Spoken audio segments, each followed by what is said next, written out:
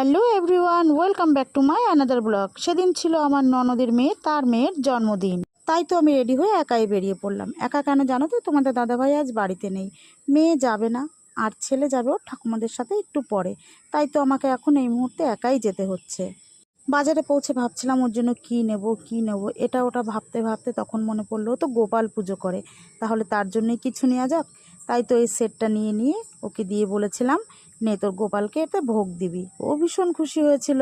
আর সেদিন পায়েস রান্নার পরে গোপালকে কিন্তু আগে ওই বাটি বের করে ভোগ দিয়েছিল। এই দেখো, এসে দেখি এক ননদ রান্না করছে, এক ননদ আমার জন্য চেয়ার আনছে, কি আদর বলো তো। আর আমি কিছুক্ষণ বাইরে বসার পরে ঘরে চলে এসেছিলাম ব্যাগ ট্যাগ রাখতে। আর এই দেখো, এসে দেখি ও গিফটটা খুলে দেখছে। অ্যাকচুয়ালি ও দেখছে না, এখান থেকে একটা বাটি বের করে গোপালকে ভোগ দিয়েছিল। তারপর বাইরে এসে রান্না বান্না দেখে আমি আর সুস্থ থাকতে পারিনি, কারণ তোমরা সবাই জানো আমি রান্না করতে ভালোবাসি। যেহেতু নিজেরাই রান্না করছে, তাহলে আমি হাত লাগালে ক্ষতি কোথায়। তাই তো লেগে পড়লাম রান্না করতে। আমরা বাইরে দাঁড়িয়ে রান্না বান্না তো করছিলাম, কিন্তু জানো তো আকাশে ছিল প্রচুর মেঘ, বৃষ্টি হবে এটুকু জানতাম।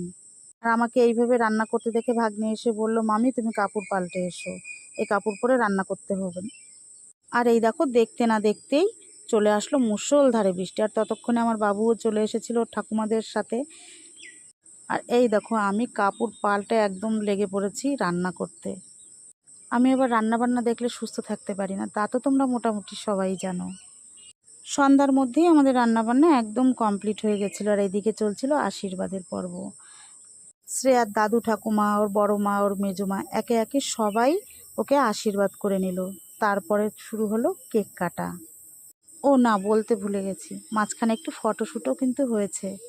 শ্রেয়া সবার সাথে দাঁড়িয়ে দু একটা ফটোও তুলে নিয়েছে কিন্তু। আর এই যে যত আয়োজন দেখছো, আমার জামাই কিন্তু বাড়িতে থাকে না, আমার ভাগ্নি ও তার পরিবারের সবাই মিলেই এই আয়োজন করেছে। মোটামুটি এক এক করে সবারই আশীর্বাদের পর্ব শেষ হয়ে গেল। আর এর মধ্যে শ্রেয়ার মাসি যখনই মোমবাতিটা ধরাতে গেল, আগুনটা ছিটকে ওর গায়ে গেছিল। তেমন কিছু হয়নি, একটু জাস্ট ফুলকি গিয়ে লেগেছিল। আর তোমরা একটা জিনিস খেয়াল করেছো, জন্মদিন যারই হোক না কেন, ছোট ছোট বাচ্চাগুলো কিন্তু খুব উপভোগ করে।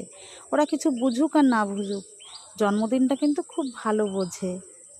আর এই যে আমাদের শ্রেয়া মোমবাতি নিভিয়ে কেক কেটে জীবনের আরও একটি বছর পার করে ফেললো। সময় কি না দেখতে দেখতে চলে যায়, বোঝাই যায় না।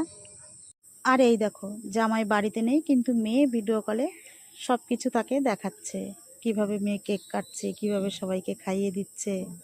এদিকে আমরা সবাই তাড়াতাড়ি খেতে বসে গেছিলাম, কারণ অনেক রাত হয়েছে, বাড়ি ফিরতে হবে। বেশি রাত হয়ে গেলে যাওয়ার জন্য কিন্তু কিছু পাবো না।